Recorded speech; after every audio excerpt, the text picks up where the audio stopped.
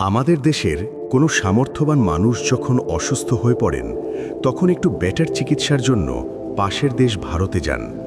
যারা তার থেকে আরেকটু সামর্থ্যবান তারা যান আরেকটু দূরে সিঙ্গাপুরে।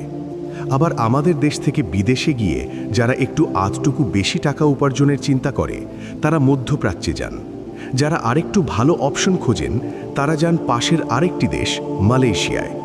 কিন্তু তা কেন? আমরা একটু বেটার কিছু পাওয়ার আশায় মালয়েশিয়া বা সিঙ্গাপুরে যাই কেন? আমাদের দেশেই কেন এসব সমস্যার সমাধান হয় না কেন? ওই দেশগুলো কি আমাদের দেশ থেকে অনেক বেটার? প্রশ্নটা বেশ জোরালো। উত্তর যদি হ্যাঁ হয় তাহলে একথা স্বীকার করতেই হবে যে হ্যাঁ, ওই দেশ দুটি আমাদের দেশ থেকে অনেক অনেক বেটার। অথচ এই দুটি দেশও আমাদের দেশের কাছাকাছি সময়েই প্রায় স্বাধীন হয়েছিল।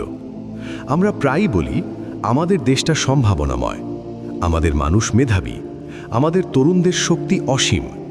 কিন্তু একটা প্রশ্ন খুব কম মানুষ করে, যদি সত্যিই আমরা এত সম্ভাবনাময় হই তাহলে এত পিছিয়ে কেন? এই প্রশ্নটা কাউকে ছোট করার জন্য নয়, এই প্রশ্নটা আমাদের জাগানোর জন্য। বিশ্বব্যাংকের তথ্য বলছে বাংলাদেশের জনসংখ্যার প্রায় 65% তরুণ। ইউরোপের অনেক দেশে এই সংখ্যা 40%-এর নিচে। অর্থাৎ আমাদের আছে সবচেয়ে বড় সম্পদ, মানুষ। কিন্তু একই সময় দেখা যায় প্রতি বছর লাখ লাখ তরুণ চাকরি খুঁজে পায় না, কারণ তারা স্কিল গড়ার পরিবর্তে ভীষণ রকমের অলস। শিক্ষিত বেকারত্ব বাড়ছে, কারণ তারা তাদের সেই শিক্ষা দিয়ে মডার্ন বিশ্বের কোনো জটিল সমস্যার সমাধান করতে পারে না। আর যারা চাকরি পায় তাদের বড় অংশই নিজের সামর্থ্যের অর্ধেকও ব্যবহার করতে পারে না। তাহলে প্রশ্ন আসে, সমস্যাটা কি শুধু সিস্টেমে, না সমস্যা আমাদের সকল জায়গায়, নাকি সমস্যার একটা বড় অংশ আমাদের মানসিকতায়? কঠিন সত্য হলো সমস্যা সকল জায়গায়, তবে ভয়ঙ্করভাবে আমাদের জাতিগত বৈশিষ্ট্যে। আমরা ফল চাই, কিন্তু সে ফল পাবার জন্য যে পরিশ্রম ও সিস্টেমের মধ্যে দিয়ে যেতে হবে তা চাই না। আমরা সিঙ্গাপুর, মালয়েশিয়া বা চায়নার মতো কোনো নতুন কিছু প্রোডাক্ট করতে পারি না প্রযুক্তিগত দক্ষতা দিয়ে নিজেদের সমস্যাগুলোই দূর করতে। ভাবতে অবাক লাগে, এই তো 1965 সালের কথা, যখন সিঙ্গাপুরে বেকারত্ব, দারিদ্র্য ও জাতিগত বিভাজন ছিল খুব প্রকটভাবে। তাদেরকে পানি আমদানি করতে হতো, দেশের তেমন কোনো প্রাকৃতিক সম্পদ ছিল না। অথচ তারাই স্বাধীনতার পরে কি বিস্ময়করভাবে ঘুরে দাঁড়ালো। তারা প্রথম যেটি করল, দুর্নীতির বিরুদ্ধে জিরো টলারেন্স। তারপর টেকনিক্যাল ও ভোকেশনাল এডুকেশনকে তারা ব্যাপকভাবে বাস্তবায়ন করে বিভিন্ন সমস্যার সমাধান করতে শিখে গেল, এবং এরপর তারা ব্যাপকভাবে বিদেশি বিনিয়োগ আকৃষ্ট করতে সক্ষম হলো। আর সর্বোপরি কঠোর শৃঙ্খলা আর আইনের প্রয়োগের মাধ্যমে পুরো দেশকে তারা অসাধারণ করে তুলল। আর অন্যদিকে আমরা সফল মানুষ দেখতে ভালোবাসি, কিন্তু সফল হওয়ার জীবনযাপন করতে ভয় পাই। দ্বিতীয় বিশ্বযুদ্ধের পর জাপানের কথা ভাবুন। 2টি পারমাণবিক বোমা, পুরো দেশ ছাই, মানুষ মারা গেছে প্রায় 2 লাখ। কিন্তু 30 বছরের মাথায় সেই জাপান বিশ্বের অর্থনৈতিক সুপার পাওয়ারে পরিণত হয়।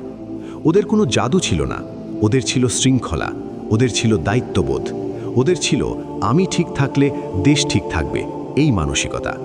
এখন আমাদের দিকে তাকান, আমরা ট্রাফিক জ্যামে দাঁড়িয়ে সুযোগ পেলেই সিগন্যাল ভাঙি, লাইন না পেয়ে জোর করি, সারাক্ষণ অন্যকে ঠকিয়ে টাকা উপার্জনের চিন্তায় মগ্ন, অথবা নিজের দায়িত্ব যথাযথভাবে পালন না করেই তার প্রাপ্য টাকা পাওয়ার জন্য অস্থির হয়ে পড়ি। নিজের কাজটা ঠিকঠাক না করে বলি দেশ খারাপ। আমরা বলি সময় নেই, কিন্তু দিনে গড়ে 3-4 ঘন্টা মোবাইল স্ক্রিনে কাটাই। আমরা বলি সুযোগ নেই, কিন্তু একটানা 6 মাস কোনো স্কিল শেখার ধৈর্য নেই। হার্ভার্ডের একটি গবেষণায় বলা হয়েছে, যে মানুষগুলো দীর্ঘমেয়াদী লক্ষ্য ধরে কাজ করে তারা স্বল্পমেয়াদী আনন্দ ত্যাগ করতে পারে। আমাদের সমস্যা এখানেই। আমরা আজকের আরাম ছাড়তে চাই না, কিন্তু আগামী দিনের সফলতা চাই। আমরা অন্যের সফলতা দেখে বলি ওর তো কানেকশন ছিল, ওর তো ভাগ্য ভালো, কিন্তু খুব কম মানুষ জিজ্ঞেস করে ও কত বছর চুপচাপ কাজ করেছে। চীনকে দেখুন, 1980 সালের আগ পর্যন্ত চীন ছিল মূলত কৃষি নির্ভর দেশ। আজ তারা বিশ্বের 2য় বৃহত্তম অর্থনীতি। একটি তথ্য শুনুন, চীনে প্রতি বছর 4 লাখের বেশি ইঞ্জিনিয়ার গ্র্যাজুয়েট হয়। তারা মুখস্থ নয়, উৎপাদনে বিশ্বাস করে। আর আমরা সার্টিফিকেটে বিশ্বাস করি, স্কিলে নয়। তাও আবার সে সার্টিফিকেটের মধ্যেও আবার অনেক সময় জাল সার্টিফিকেটেরও কেলেঙ্কারি থাকে। আমরা ভাবি ডিগ্রি পেলেই জীবন বদলে যাবে, কিন্তু বাস্তবতা হলো ডিগ্রি দরজা খোলে, কিন্তু ঘরে ঢুকতে হয় স্কিল দিয়ে। আমাদের আরেকটি বড় দুর্বলতা, আমরা একে অন্যকে টানতে পারি না। কারো উন্নতি দেখলে অনুপ্রেরণা নেবার বদলে সন্দেহ করি, হিংসা করি, পেছনে কথা বলি। একটি জাতি তখনই শক্তিশালী হয় যখন তার মানুষ একে অন্যের সাফল্যে নিরাপদ বোধ করে। এখন আসি সবচেয়ে গুরুত্বপূর্ণ জায়গায়।